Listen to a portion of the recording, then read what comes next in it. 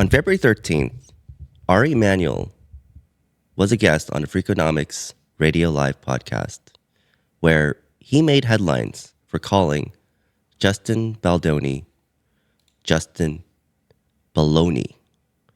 And like many of you following this story, we've been waiting for this podcast to drop for a while. Well, apparently it did, sort of. With a catch. The show that never happened. Wait, that doesn't sound good. It's called The Show That Never Happened. And why is it only 13 minutes? This was supposedly a Freakonomics Radio Live event at the Ebel Theater in Los Angeles with over 900 attendees who paid over $40 ticket to watch Ari Emanuel as a guest go on. And a lot of people were following this story very closely because we wanted to know what he had to say about the Justin Baldoni case. But what happened here?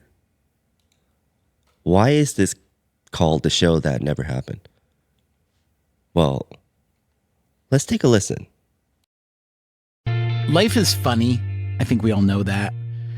And it's unpredictable, but just how unpredictable? Once in a while, something happens that is so outlandish that you never even considered it possible. Nassim Taleb calls this a black swan event. In my case, I'm going to call it, actually, I don't know what to call it. You don't know what to call it? Wait, I think we all know what we're going to call it. So what happened? And that's when our excellent editor, Ellen Frankman, comes up to me with a look on her face that I couldn't quite figure out. In retrospect, she looked really ill. She was shaky. Her face was pale. So I asked her, what's wrong? And she tells me that in addition to the audio failures we had earlier, there was another even bigger failure. The show had not been recorded. What? The show had not been recorded? Wait, this is a big event. This is a big podcast. I think they have roughly 10 million listeners a month. They had over 900 people pay to watch this event. They rented out the Ebel Theater, which probably cost them at least 20 grand, if not more.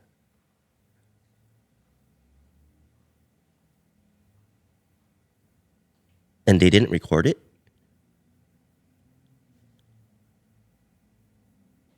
She says, and I didn't understand. I asked her to repeat herself. She said, they didn't record the show. And I still didn't quite understand. I mean, I've been recording stuff for many years now. I was a musician and I used to work in all kinds of studios. I was a reporter and used to record all kinds of interviews. I've been doing this show now for 15 years. We've recorded thousands of studio and live interviews, many other things. And not once have the people responsible for recording just failed to record it. But tonight, that's apparently what happened. So this guy has done thousands of recordings and interviews. And for some reason, Ari Emanuel, a billionaire, the CEO and owner of WME, the talent agency that fired Justin Baldoni, made headlines calling him Mr. Baloney. All of a sudden, no recording. They didn't record it. Here's the pie chart for you guys, Freakonomics. 15 years, 1,000 recordings. Not a problem. This one time, at a big event, where people are listening, you forgot to record? Something's not adding up here.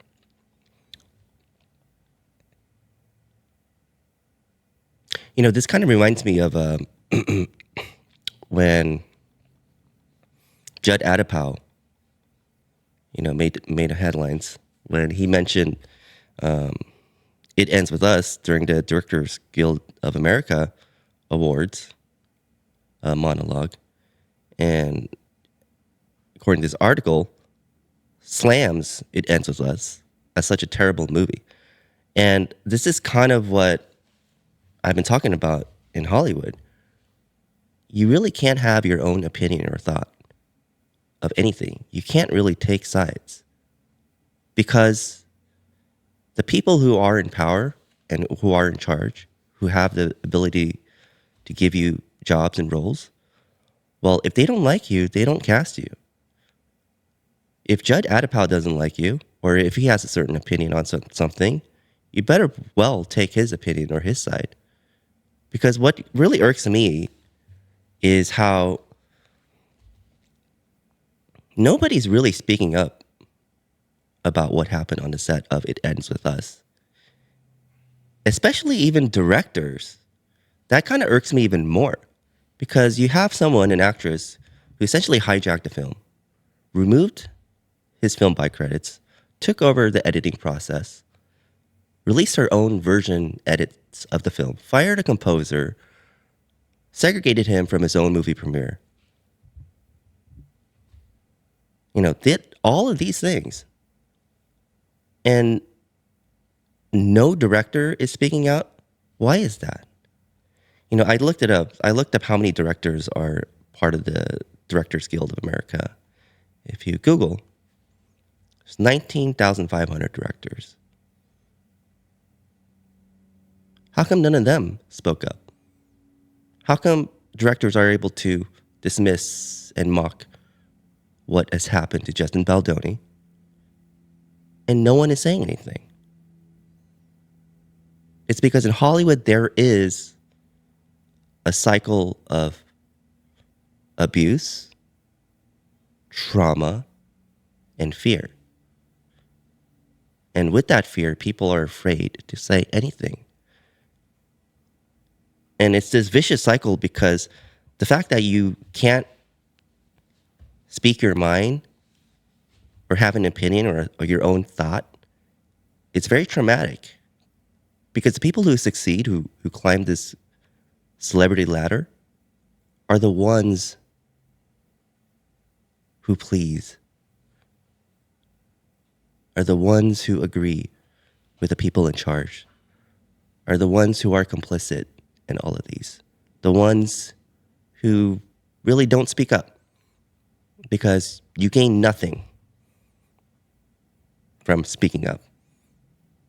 The only thing you can gain is losing your job or not getting the next role or gig. So, getting back to pie charts, right? I heard Freakonomics likes pie charts. Well, here's a pie chart for you. Out of 19,500 directors, if you Google and ask Google, how many directors have spoken out in favor of Justin Baldoni? Well, I Googled it, and you can Google it too. You know the answer? None. Zero. You'd think he'd have people at least on his side, the director's side, who may agree or support Justin Baldoni's cause of what he went through, this traumatic experience of having his film hijacked as a director. But how is this possible? You have 19,499 directors in the Directors Guild. The only person who's in favor of Justin Baldoni is Mr. Justin Baldoni himself. That's it. All alone. Nobody is able to speak up or say anything. So then you ask yourself, of all the recordings, the thousands of years, the 15 years of recordings of the Freakonomics podcast,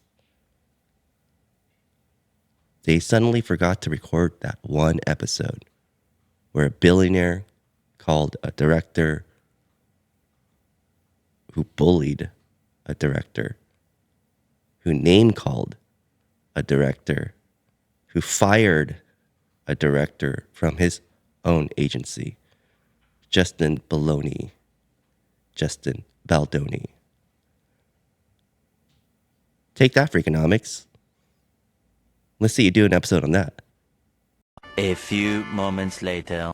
I wonder if you could tell us about a little bit of a mess that I gather you've been involved in. Oh, yeah. I I know where you're going with this one.